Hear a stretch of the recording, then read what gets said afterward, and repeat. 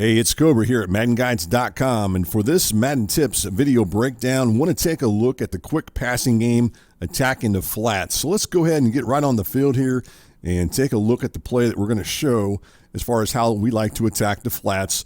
Real simple concept we're about to show. The name of the play is called single back bunch spacing, and this is a very popular passing concept. And one of the things that over the years that I've done, especially if it's like, say, 1st and 10, maybe it's 2nd and 5 or something like that.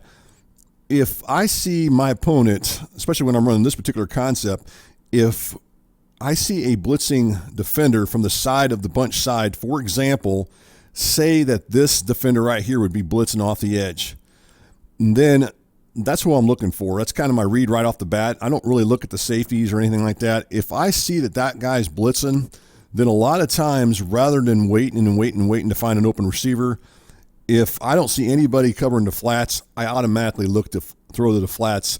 For you guys who are familiar with me and that I worked with VG Sports for a long time, and you guys probably remember Big B, a lot of you guys I'm sure do.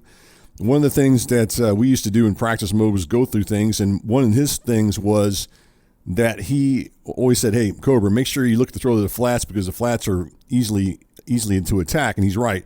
Even since back in the PS2 days, we could attack the flats pretty regular and pick up a lot of yards, and that still holds true today, even in Madden 21. So just keep that in mind. So what I want to do here is I'm going to go ahead and run this play. I do want to show you the defense.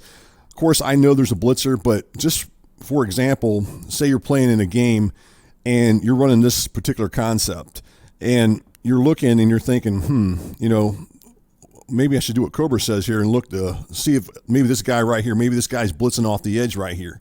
If he blitzes, then I can go ahead and make that throw. Now, of course, you can't do this if it's, say, it's 3rd and 10 and you run this concept. You're not going to have a chance of picking up the first down if you throw the flat or any of the receivers. Matter of fact, if you look at it with this particular concept, let's just zoom in real quick here and take a look at this. None of these 3 receivers are going to go far enough anyways. So you probably wouldn't call this play in 3rd and 10. But if it's a 1st and 10 and you're looking to pick up 5 yards, this is a good play to call. And that's what I'm showing here. Even if it's 2nd and 5, you could run this play and have some success with it. So let's go ahead and run it. And like I said, for me, I'm always going to focus in on this defender right here. If I see him blitz, then that's usually going to be kind of a tip-off. Now, obviously, the other thing is I've got to watch this defender over here, this corner, because if you look at it right now, I've got 2 deep high as far as the safeties. This corner could come down and play the flats. If he plays the flats, then I could have a problem, but hopefully he doesn't, and that's what I'm going to read. So my first read initially, honestly, is going to be something like this along this thing. I'm going to look at this corner here, or this defender right here, and then this corner. Those are really my 2 reads, and I don't see either one of those guys going into flat. That's where I'm going to go with the ball. See right there? And I just pick up 7-8 yards with that. And that's the thing with this.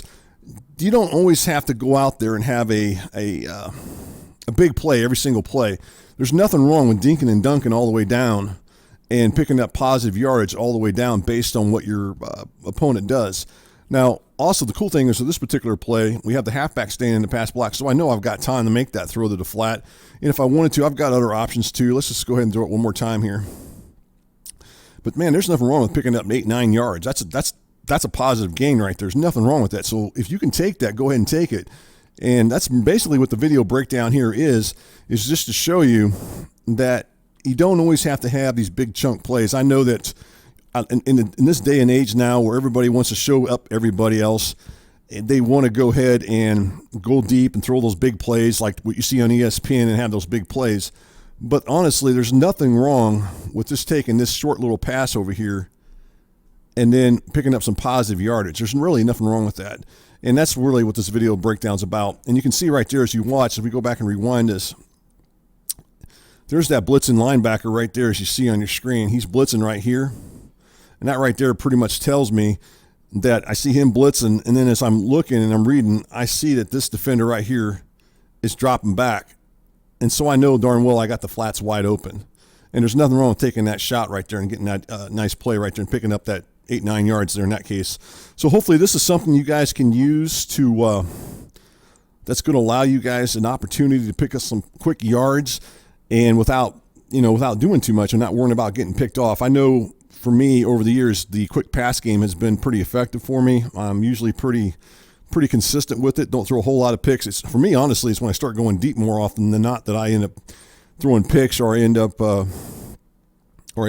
just having incomplete passes. But if I stick to the quick passing game, then a lot of times I can come up and move the ball down. And especially if I'm playing against an opponent who's got a high-powered offense, by me controlling the clock, he may only get, in a 6-minute game or a 5-minute game, he might only get 4 possessions the whole game, because I'll end up running. I mean, there's times I'll literally take a whole quarter, and I know it's got to frustrate my opponent because they can't have the ball if I'm able to control the clock. And that's one of the best ways, and honestly, is having an offense that takes its time and uses the clock, makes your defense that greater, because your defense isn't on the field that much. And anyways, that's something you guys can take a look at and think about as you go through this video and watch this video. So again, this Madden Tips video breakdown is about the quick passing game, and it's called Attacking the Flats.